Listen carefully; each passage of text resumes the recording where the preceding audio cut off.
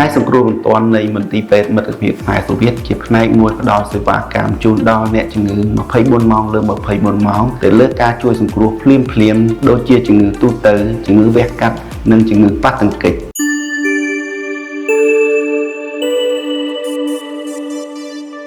សូមជំរាបសួរខ្ញុំបាទឈ្មោះសៀងសុផលជាវិជ្ជបណ្ឌិតផ្នែកសង្គ្រោះបន្ទាន់នៃមន្ទីរពេទ្យមិត្តភាពខ្មែរសូវៀតថ្ងៃនេះខ្ញុំសូមលើកយកប្រធានបទមួយមកបកស្រាយគឺជាជំងឺស្ទះសរសៃឈាមខួរក្បាលដែលហៅថា stroke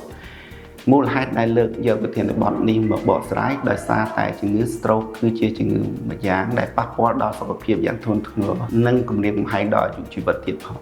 Stroke គឺជាជំងឺដែលកើតឡើងដោយសារលំហូរឈាមក្នុងខួរក្បាលថយចុះឬបានកាត់ផ្ដាច់ដែលអាចប៉ះពាល់យ៉ាងធ្ងន់ធ្ងរដល់កោសិកាខួរក្បាលឬអាចកោសិកាខួរក្បាលបានស្លាប់ Stroke មានពីរប្រភេទ1 Ischemic stroke គឺជាការស្ទះសរសៃឈាមខួរក្បាលដែលមានរហូតដល់ 85%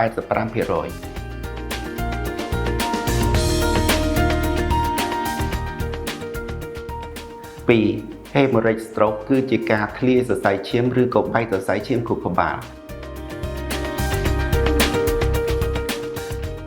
ជំងឺទាំងពីរនេះយើងអាចសម្គាល់បានដោយសញ្ញាកើតឡើងភ្លាមៗ B fast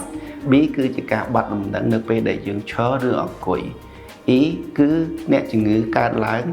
យើងអាចមើលទៅឃើញបែកដូចជា2ឬក៏មើលទៅមិនច្បាស់ F មានន័យថាសំដៅទៅលើមុខយើងអាចវាចមួយចំហៀងដែលមិនស្មើគ្នាឬក៏ធ្លាក់មុខមួយចំហៀង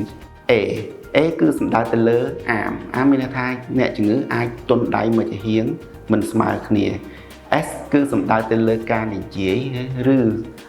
ល្បឿននៃការនិយាយមិនច្បាស់ឬក៏ថយចុះដែលយើងពិបាកក្នុងការស្ដាប់T គឺសំដៅទៅលើពេលវេលាមានន័យថាអ្នកជំងឺនៅពេលដែលយើងកើត stroke នេះហើយយើងត្រូវទទួលការព្យាបាលឲ្យលឿនបំផុតដើម្បីជៀសវាងការប៉ះពាល់ផ្សេងកត្តាមួយចំនួនដែលយើងសង្កេតឃើញថាអាចកើតជាជំងឺ stroke មានដូចជាកត្តាអាយុលើសពីអាយុ55ឆ្នាំទៅអាចប្រឈមមុខខ្ពស់ប៉ុន្តែតាមដែលយើងរកឃើញមានន័យថាជំងឺ stroke អាចរកឃើញតាំងពីអាយុ30ឆ្នាំឡើងទៅទី2អ្នកដែលធ្វើការនៅក្នុង office ច្រើនក៏អាចប្រឈមមុខដែរព្រោះគាត់មិនសូវជាមានចលនានិងគាត់អង្គុយយូរទី3អ្នកដែលពិសាគ្រឿងស្រវឹងច្រើននិងពិសាបារីក៏ប្រឈមមុខនឹងជំងឺ stroke ដែរ4អ្នកដែលប្រើប្រាស់ឱសថដែលពុំមានវិជ្ជបញ្ជាត្រឹមត្រូវคล้ายៗក៏ប្រឈមមុខដែរទី5អ្នកដែល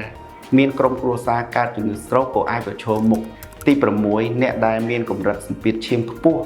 ឬមានជំងឺទឹកនោមផ្អែមក៏ប្រឈមមុខនឹងជំងឺ stroke ដែរទី7អ្នកដែលមានជាតិខ្លាញ់ក្នុងសរសៃឈាមខ្ពស់ក៏ប្រឈមមុខដែរនិងចុងក្រោយជាពិសេសគឺអ្នកជំងឺដែលមានជំងឺសរសៃឈាមនិងជំងឺបេះដូងក៏មានហានិភ័យខ្ពស់ក្នុងការកើតជំងឺ stroke និងមានកត្តារួមផ្សំជាច្រើនទៀតដែរបាទដើម្បីការពារជំងឺ stroke យើងមានវិធីការពារមួយចំនួនដូចជា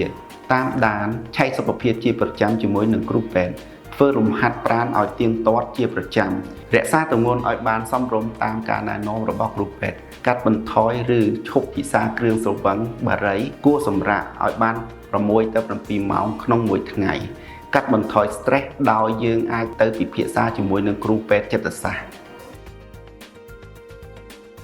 ជាសំណូមពរសូមសាច់ញាតិឬក៏ក្រុមគ្រួសារដែលបានជួបប្រទះនឹងអ្នកជំងឺដែលមានអាការៈដូចខាងលើសូមប្រញាប់ជូនគាត់មកមន្ទីរពេទ្យដើម្បីទទួលការព្យាបាលឲ្យទាន់ពេលវេលាព្រោះជំងឺ stroke នេះប្រសិនបើយើងយឺតយ៉ាវក្នុងការព្យាបាលអាចបង្កឲ្យមានពិការភាពឬគ្រោះថ្នាក់ដល់អាយុជីវិតហើយក៏ជាបន្ទុកក្នុងការមើលថែរបស់ក្រុមគ្រួសារដែរសូមអរគុណសូមជម្រាបលា